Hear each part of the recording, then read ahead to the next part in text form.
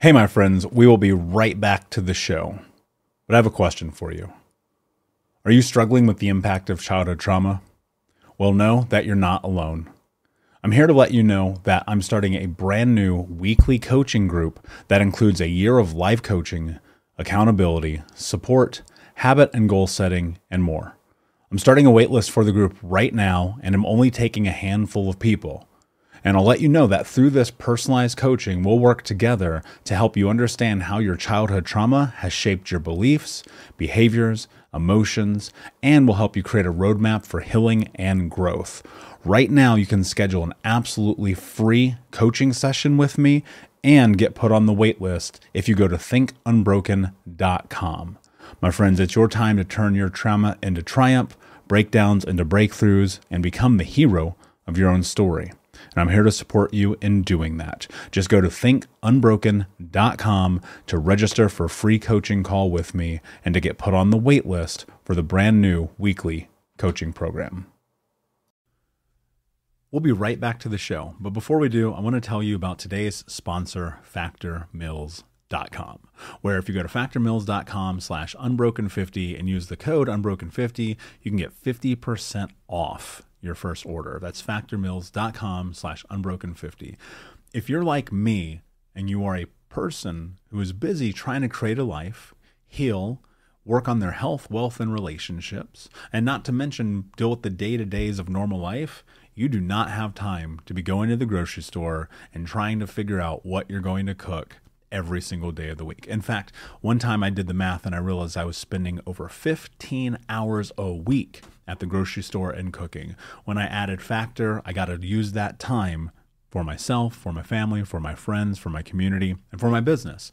And so if you're in the place where you need some more support in the kitchen, head to factormeals.com/unbroken50 and use the code unbroken50 to get 50% off.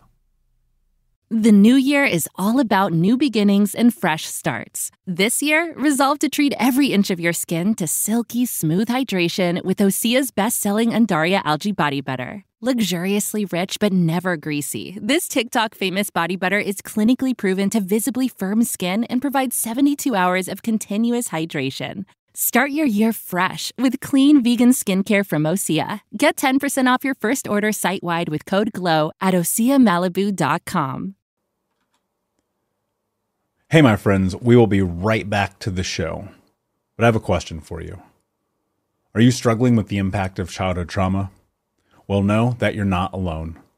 I'm here to let you know that I'm starting a brand new weekly coaching group that includes a year of live coaching, accountability, support, habit and goal setting, and more. I'm starting a waitlist for the group right now, and I'm only taking a handful of people.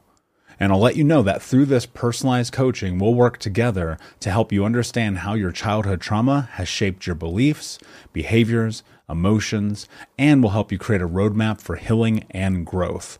Right now, you can schedule an absolutely free coaching session with me and get put on the wait list if you go to thinkunbroken.com.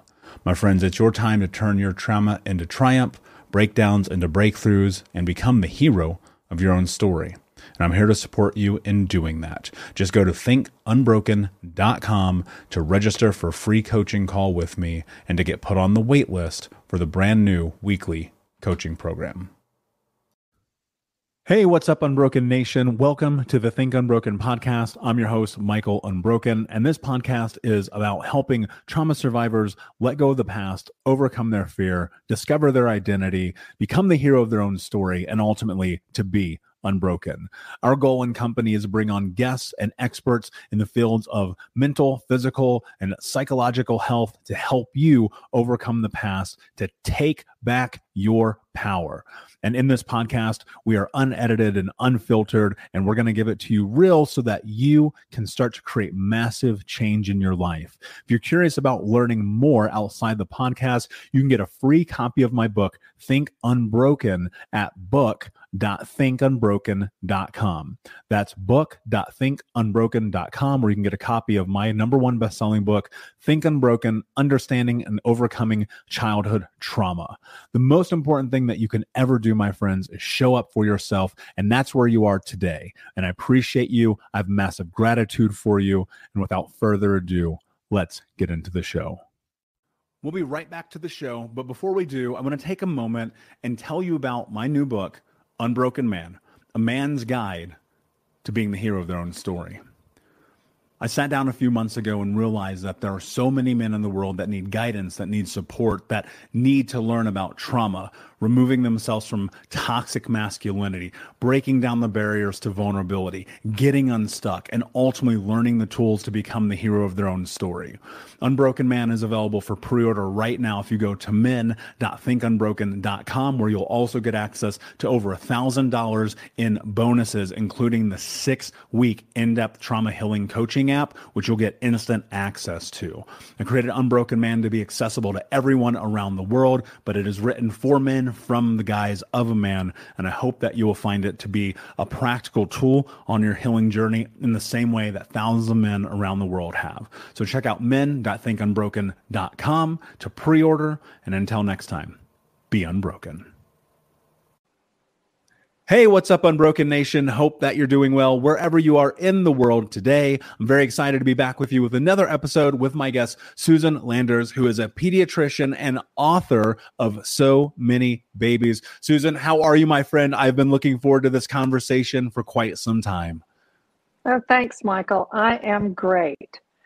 I'm ready for the new year. Yeah, same. It's going to be a great year. I know we're going to rock and roll. So for people who do not know you, can you give us a little bit about your background and how you got to where you are today? Oh, sure. I grew up in a small town in South Carolina. I went to college in Alabama and discovered that I like science, biology, and chemistry. I made good grades, trying to get praise wherever I could. I went to medical school in South Carolina, and then I left the Deep South and headed towards Dallas, Texas for my pediatric residency. And after 3 years there, I went to Houston, Texas for a neonatology fellowship. Neonatology is the intensive care of newborn infants, sick newborn infants and preemies. And so I was trained to work in an intensive care unit for babies, and I have done that for 34 years. I loved every minute of it, although every minute of it was not easy. I am married to a physician husband. He is also in pediatrics, a pediatric nephrologist, and together we raised 3 children.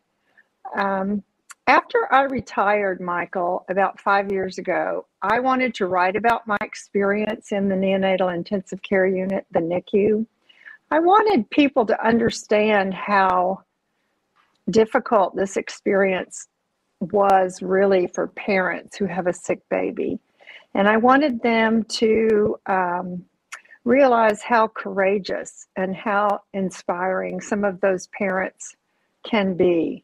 They have children in the hospital for 4, 5, and 6 months. I mean, it is really a terrible thing to go through, and many of them have already gone through in vitro fertilization to get pregnant and then have premature twins or triplets and have to see them stay in the hospital a long time. So I wanted to tell the story that was realistic about what parents and babies go through in the NICU. As I was writing the book, my girlfriends in my book club said, why don't you tell the story of your being a mother at the same time?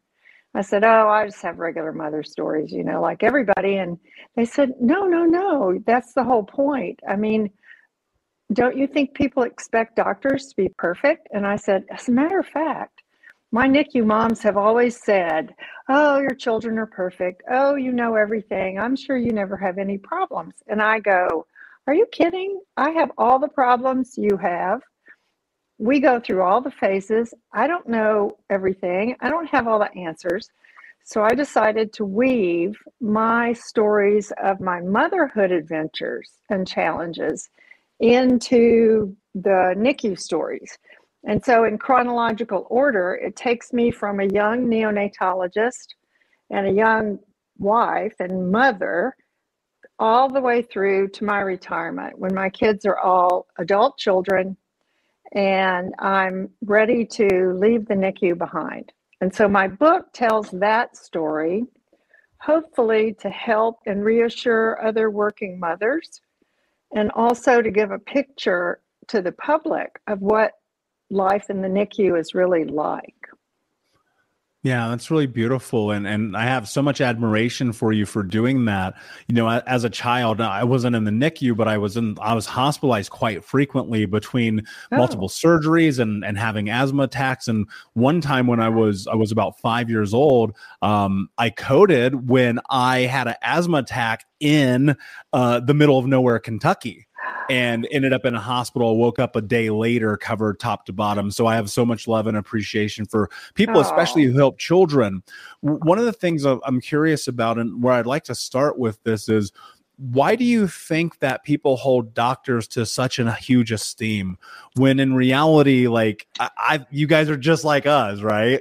Yes, we are. We're human. We're fallible. I think that is changing. I think the newer generation of doctors who are telling their patients to call them by their first name, for example, are being more personal with their patients and the families.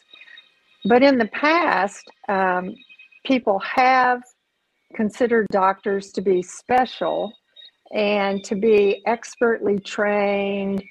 I think they made more of a big deal about all the long-term training and all the expertise.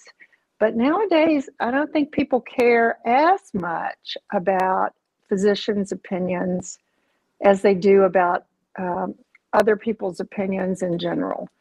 I listen to parents all the time say, I went home, I looked it up on the internet, and this is what I found, and this is what we should talk about. And I said, oh my God, ask Dr. Google is the worst thing in the world you can do, because you don't know the source.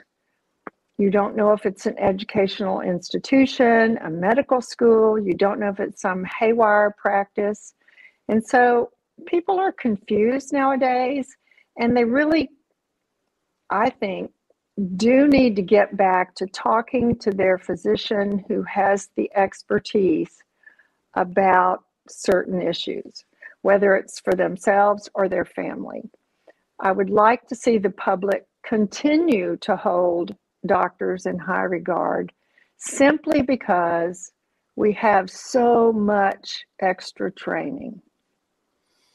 Yeah, I agree with that. And, you know, I've had a couple of doctors who have literally saved my life.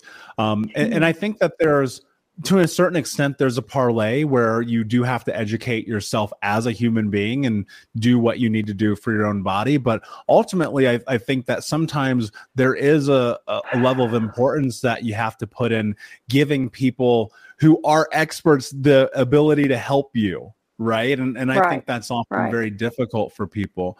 What I'm curious about is, how do you find yourself in, I guess what I'm looking for here is the transition. What has inspired you to write this book, to share these stories? Because, you know, I know that they are often traumatic. I know that people listening right now have had traumatic experiences in the NICU. I know some of our listeners have lost children. So what would you like to convey? How do you want the world to see the truth of the reality of those experiences? Because I think we only ever see them in, you know, Hollywood production and on the TV show on Thursday night, and it just, there's a heaviness to it, right? There is. You have to realize that whenever someone has a baby in the NICU, it's not a good situation. Parents are in shock. It's usually unexpected, unless you thought you were going to have triplets or quads. It's always a struggle. It's always a trauma. And parents who have been through infertility issues or an abnormal pregnancy or a pregnancy that becomes complicated are already sensitized. Then if they have a sick baby and the baby has to go to the NICU, it's trauma on top of trauma. It is, I think, the most terrifying thing parents ever go through. And it is the most stressful thing that marriages go through. So being in the NICU can be wonderful and joyful. And when we have therapy and when we have medicines and when we have techniques that help sick babies or tiny premature babies, it's wonderful and everybody is happy. But sometimes things in the NICU are hard, really hard, and babies are hanging on by their fingernails, and parents are terrified, and they can't even touch their little baby. They're so sick, and things don't turn out well, and there is heartbreak. Quite honestly, about 10% of premature babies that are very tiny, less than 28 weeks gestation, do not survive, despite all the neonatal intensive care that we have. Whether they die at 2 days of age, 2 months of age, or 6 months of age, it is a major trauma for their parents. It's a big, big deal. And the parents have to be shepherded along by not only the NICU staff, doctors and nurses, but by their family members and their clergy, because it's a trauma, and the grieving process is really significant. I follow a lot of preemie mom groups on Facebook and Instagram, and I read their comments. And many of these women feel guilty for having premature babies or sick babies. It's not their fault. 95% of the time, it's nobody's fault. It's something bad that happens. But moms feel guilty. They feel like their body failed them. They feel like they failed their baby. And so in my practice, I spend a lot of time reassuring parents, telling them that this was something they were going to get through, that they would find the strength, they would be able to stay together as a couple and work together to be present for their baby. And so most of the time, the outcomes were good. The babies would respond to treatment, they would grow, they would thrive, and the parents would be able to settle down and take a deep breath and hold their babies more and be present more often and really look forward to taking the baby home. But the NICU is a paradox. There are extremes there, that we see extreme joy when things work out, and we see extreme sadness when we lose babies.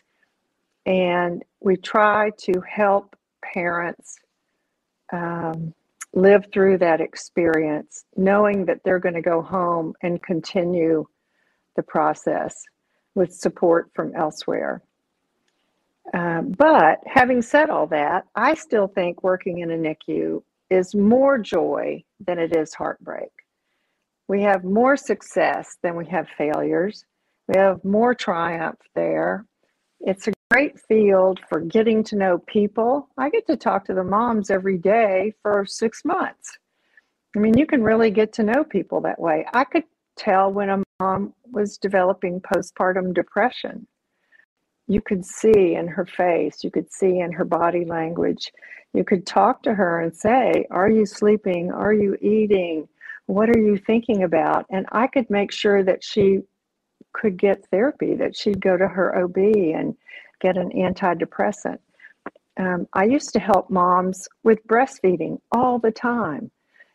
Human milk, breast milk, is liquid gold for sick babies and for little premature babies. And the moms love to hear that. This is something they can do that no one else can do. Not, even dad can't do it. And so when moms pump their breast milk and dad brings in the samples and we freeze it or we feed it to the baby, she's contributing something to her baby's care that is so wonderful. No doctor can give human breast milk to a baby that's anything better than mom's own milk. And I felt like a cheerleader. I was out there going, let's help you get your milk going and increase your milk supply. And I would talk to parents about skin-to-skin holding so they could actually feel like they were in touch with their little baby.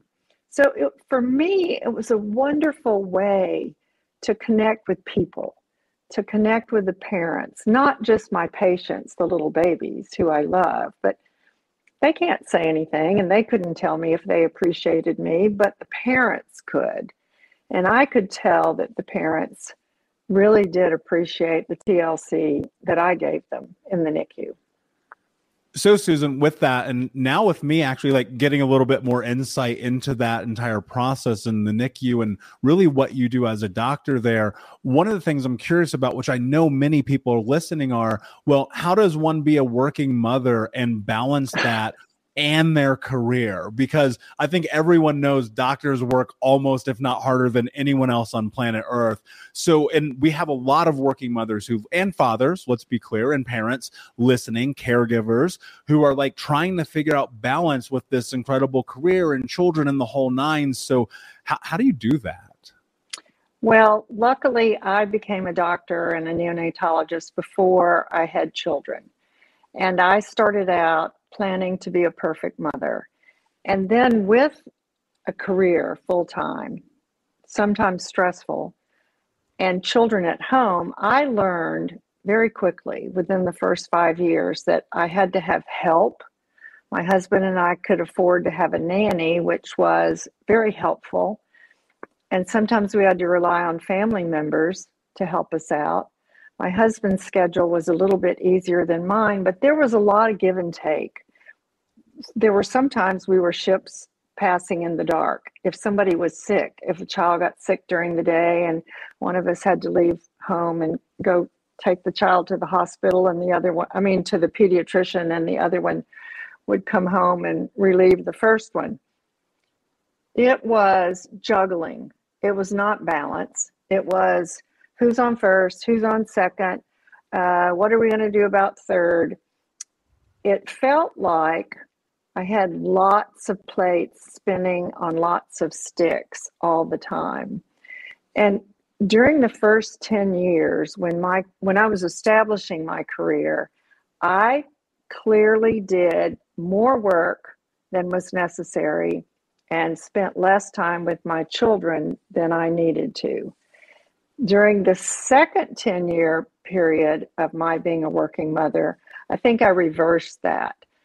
And so all working mothers kind of judge in their head how much work and how much childcare, how much time with children they're doing.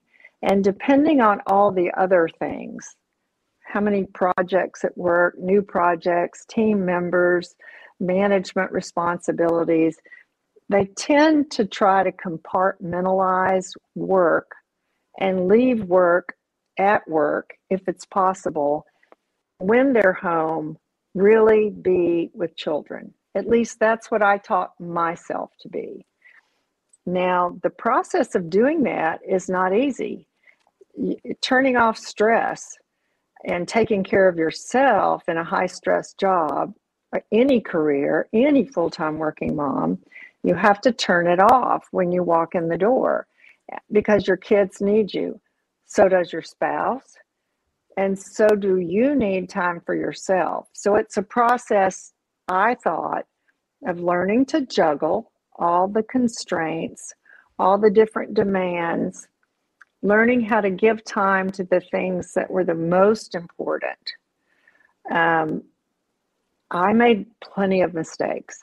Most working mothers make mistakes. They mostly think, I work too much. I don't spend enough time with my children. I hear that all the time.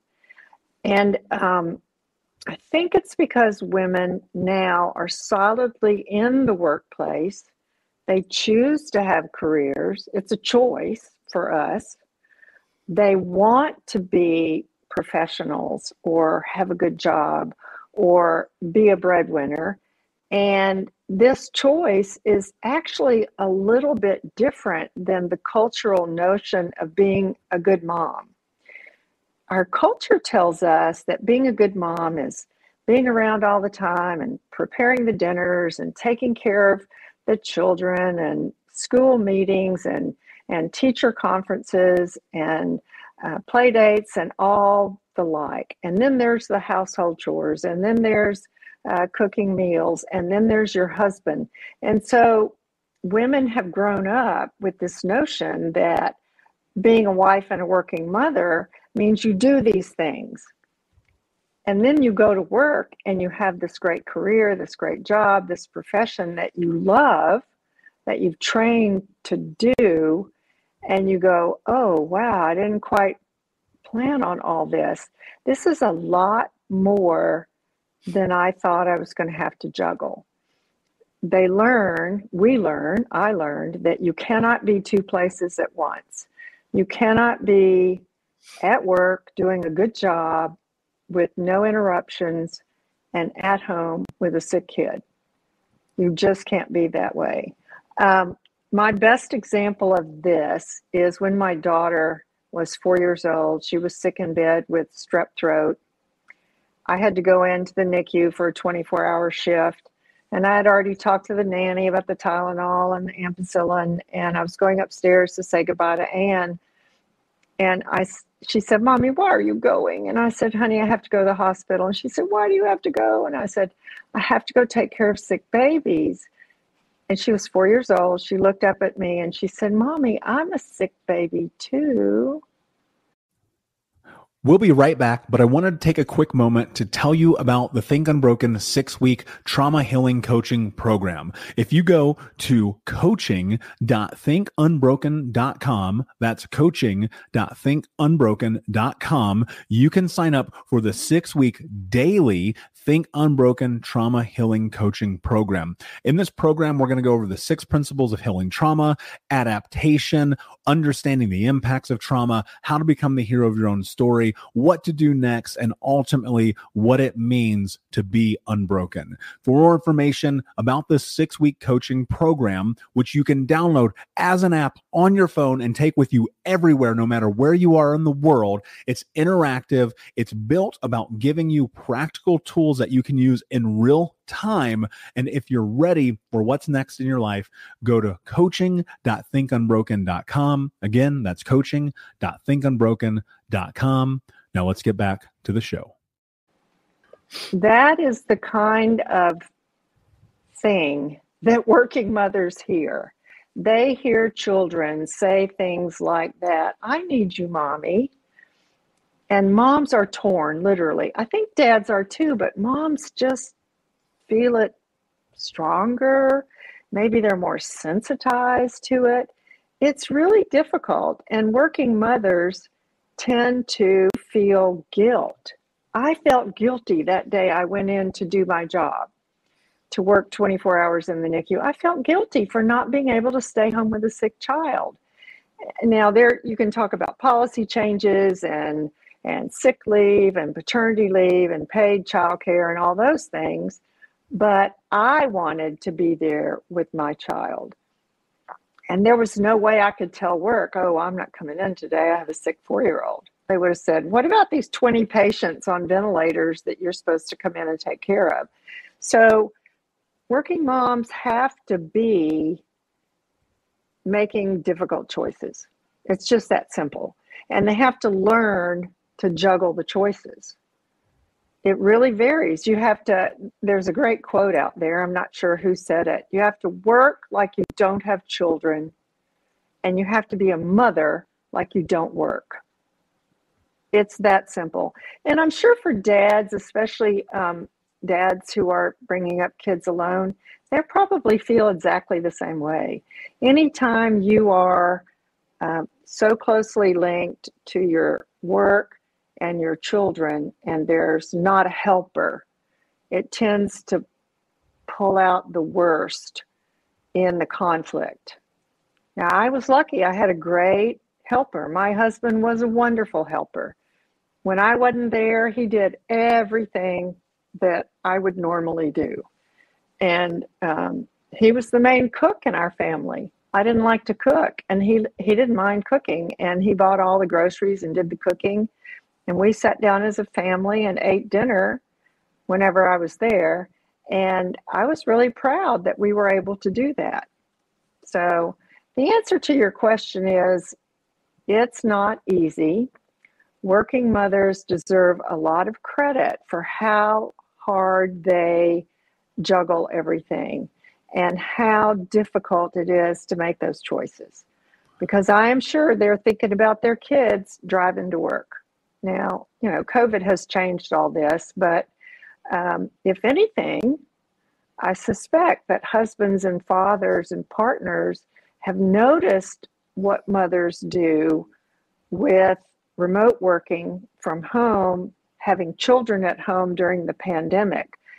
I imagine it could be bedlam at some times, and I bet spouses have really had their eyes opened about what the other one does during their day. Yeah, I have a feeling you're right. And I don't have children, but I have many friends that do. And the one commonality amongst them is all going, well, now they get it. Right. And I think that's pretty funny. And we could have a conversation about the reasons of separations and the industrial economy and all those things all day long. But, one of the things I'm curious about, obviously there are people listening right now who are trying to figure out how to navigate their own traumas, right? While being a parent, while running, companies for many people, while doing their jobs and all the things that are happening, and looking at and understanding your perspective, right? Not only from the parents who are in the NICU going through this, but your own experience. I would love for you to talk about how you navigate the traumatic, the trauma of what that is, because one of the things I think is really fascinating I've been sitting on recently is this idea that trauma isn't necessarily just the stuff from 25 years ago, right?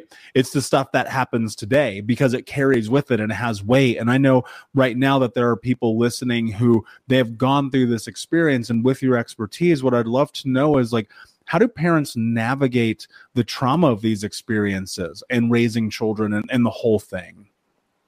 Well, it's not easy. We are all struggling to be good parents. And most working parents want to do a good job.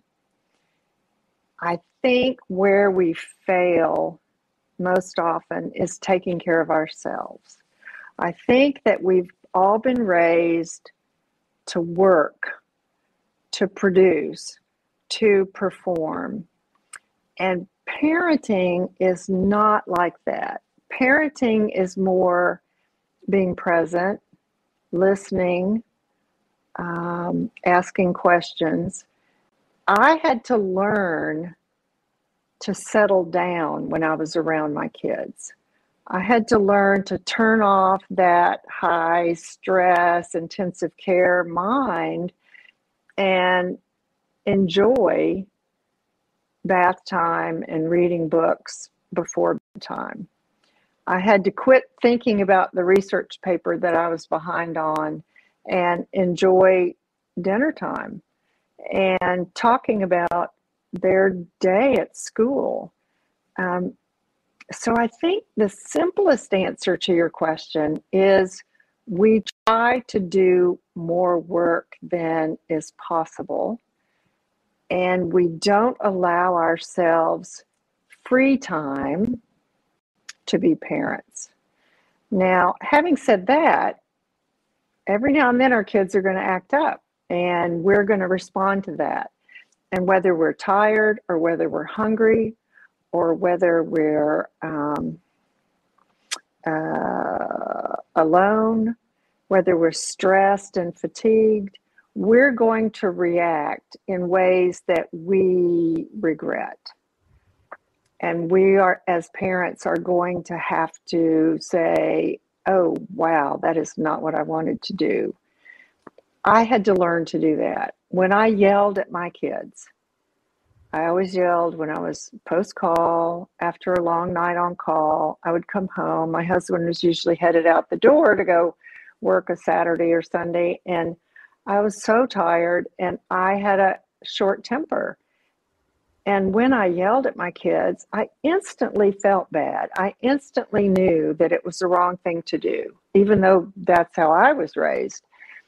And I would get myself together and I would tell my children that I was upset and I'm sorry, I'm not going to do it again, and please forgive me. And depending on the age of the child, I would explain why that had happened.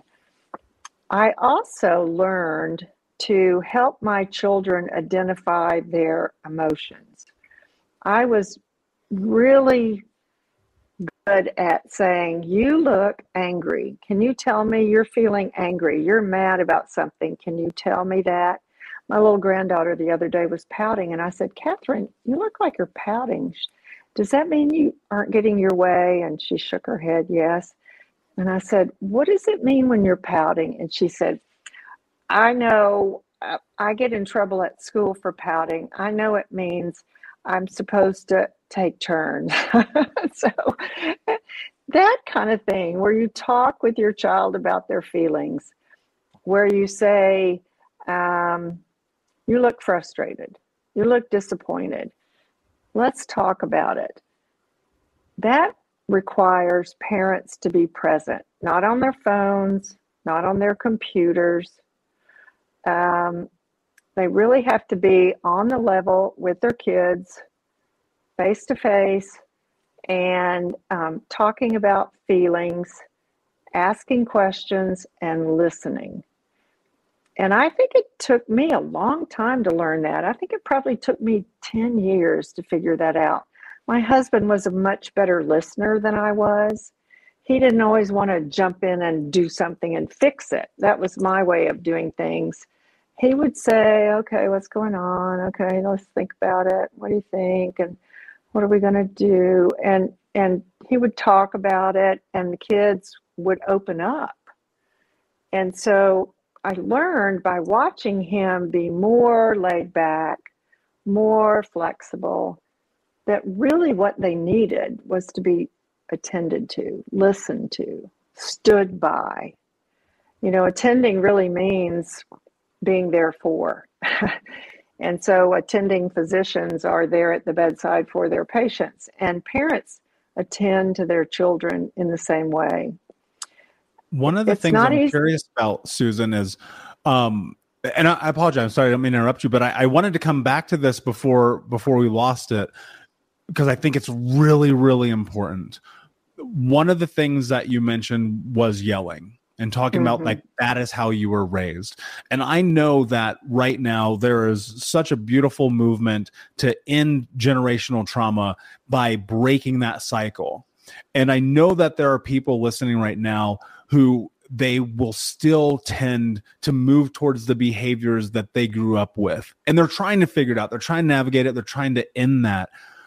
Do you have any thoughts about how you reconcile that moment with yourself to give yourself compassion or grace or forgiveness, but also to end the continuation of it? I think this is a really important topic that is happening right now, and we're seeing it all the time. Yes, it is important. And I'm glad you brought it up. Yelling is bad enough. And I grew up in a household with a rageaholic father, and I got hit a lot. And I swore that I was not going to hit my children. When my son was 18 months old, I came home from a difficult call shift, and I think we had lost a baby, and I was exhausted, and my husband had to leave to go to work, and I just got home, and my little toddler was playing, and I was waiting for him to take a nap, and he wouldn't go to sleep, and I was just so exhausted and so grouchy, and I was forcing him to take a nap, and he wasn't ready. And I pushed him down on the bed, and I started spanking his little thighs. And I kind of went outside my body. I went outside myself, and I stopped. And I went, oh my God, I am hitting my son. I love this kid. I love this little boy. What am I doing? I burst into tears. I grabbed him and held him and said, I'm not going to let this happen to my family. I cannot let this happen. This is what happened to me. I'm not doing this. The next day, or I think it was Monday, that was a Saturday, I called and got an appointment with a child psychologist. I told her the story, and I began therapy. And we talked about my childhood of physical and emotional abuse. And I learned how to not listen to those tapes. I learned how to not hit. I would put myself in timeout if I had to. I would go to another room and settle down if I had to. I had a hard time with yelling. I did not perfect not yelling at my children, but I did not hit my children. And I remember talking to a psychiatrist later on in my adult life about my efforts to get rid of child abuse from my family. And he said, well, you got rid of the physical abuse, and maybe the next generation will get rid of the yelling. I said, really? Is it that hard? He said, sometimes it takes more than one generation to get rid of the habits of child abuse. But I felt over the years like I had grown to forgive myself because I had an abnormal childhood, to allow myself a little bit of grace. Okay, you got beat up when you were a kid. It's a lot to not want to hit your kids. And every now and then, if you snap and yell at them, you're not a bad mother. You just snapped and yelled at your kids. So I learned to forgive myself. I had psychotherapy to help me. I think this is a very difficult thing to do. I'm not sure that the average person who has been abused, who's raising kids, can do it all on their own. I highly recommend psychotherapy for people who have been abused as children and then they become parents. They will inevitably have a trigger from some childhood developmental moment in their children that will remind them of things that were done to them when they were kids. We know that happens. And so having a therapist help you walk through these experiences is very important. It helped me a lot. And I learned to forgive myself. I learned to tell them, mommy has a problem with yelling. I'm sorry. I lost my temper and please forgive me. And they all kind of got it. Over the years, they knew that I was temperamental and impulsive, and if I was tired, they needed to leave me alone until I had a nap. So the whole family can help break the cycle of child abuse, whether it's yelling or hitting or emotional neglect or emotional abuse. The whole family can help. Now, I had to involve my husband, too. He had to know what had happened to me and why I was struggling so much to make a change. He needed to understand that. He could give me a look, and that look meant go in another room and settle down. And so I learned that he was my ally. He helped me recognize when I was overdone, when I was too stressed or too tired or needed to hand off the problem to him. So what I'm saying is that it's a difficult process to do. Most of us can't do it alone. Most of us need some sort of professional therapy, and for sure our spouses and partners need to understand what we've been through and what we're trying to accomplish. I think parents need to expect that their children are going to trigger them in ways that take them back to childhood experiences. Yeah, and that's really interesting to me because, again, not having children, but sitting here thinking one of my biggest goals is to become financially independent so that I can buy a house big enough to foster multiple children. Like that, That's something that I've wanted to do for a very long time. And I'm appreciating this conversation a lot because I've never until this moment thought to myself, children can trigger you. And now I'm thinking to myself, oh, that's such a fascinating thing. And I'm thinking the importance of vulnerability with your partner, and even more so the vulnerability with the children and doing the work and going through the whole process. Susan, this has been an absolutely amazing conversation. Before I ask you my last question, can you tell everyone where they can find you, learn more about you, and read the book? Oh, My website is susanlandersmd.com. From there, you can find all my social media sites, and there are links there to buy my book, So Many Babies, My Life Balancing a Busy Medical Career and Motherhood. There are links to buy the book on other online platforms. I have a blog there too, and I also have resources for parents about general parenting and pediatric topics. So my website is the best place to start, susanlandersmd.com. Awesome. And of course, we will put all of the links in the show notes. Susan, my friend, my last question for you is, what does it mean to you to be unbroken? To be unbroken means recognizing past experiences, learning how to deal with them throughout your life, giving yourself forgiveness for experiences that were not your fault, giving yourself grace to move forward, forgiving yourself for growing up thinking there was something wrong with you, finally thinking as an adult there's not anything wrong with you, that was a message you got that was wrong, that made you feel broken. And so to me, feeling unbroken is leaving that image behind, that image that there's something wrong with me and I caused it. It wasn't wrong with me. It was my family. It was my father. And being unbroken is me sitting here saying, there's nothing wrong with me. I'm a good person and I deserve love and happiness like everybody else. So that's what it means to me. Very beautiful, my friend.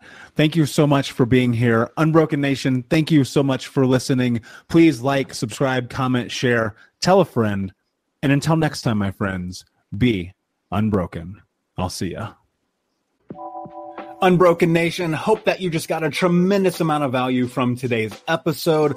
I want to know what you think. Please do me a favor and review, rate, and share the episode with 3 friends on social media today. It would mean the world if you did, because ultimately at the end of the day, creating community and connection is how we heal generational trauma in the world. And I need your help to do that, Unbroken Nation. So if you're on iTunes or Spotify or wherever you are, please like, comment, share, review. I want to know not only what you like about the show, but how I can make the show better, how I can make this further about helping you on your healing journey. So do me a favor.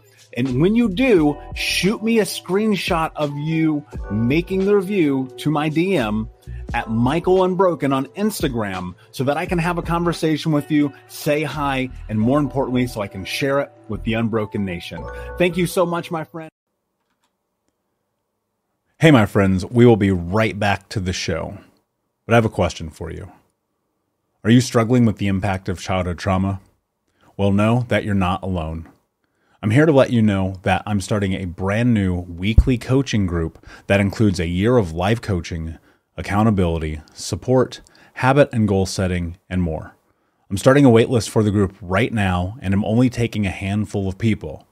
And I'll let you know that through this personalized coaching, we'll work together to help you understand how your childhood trauma has shaped your beliefs, behaviors, emotions, and will help you create a roadmap for healing and growth. Right now, you can schedule an absolutely free coaching session with me and get put on the wait list if you go to thinkunbroken.com. My friends, it's your time to turn your trauma into triumph, breakdowns into breakthroughs, and become the hero of your own story. And I'm here to support you in doing that. Just go to thinkunbroken.com to register for a free coaching call with me and to get put on the wait list for the brand new weekly coaching program. What's so special about Hero Bread's soft, fluffy, and delicious breads, buns, and tortillas? These ultra-low net-carb baked goods contain zero sugar, fewer calories, and more protein than the leading brands, and are high in fiber to support gut health. Shop now at hero.co.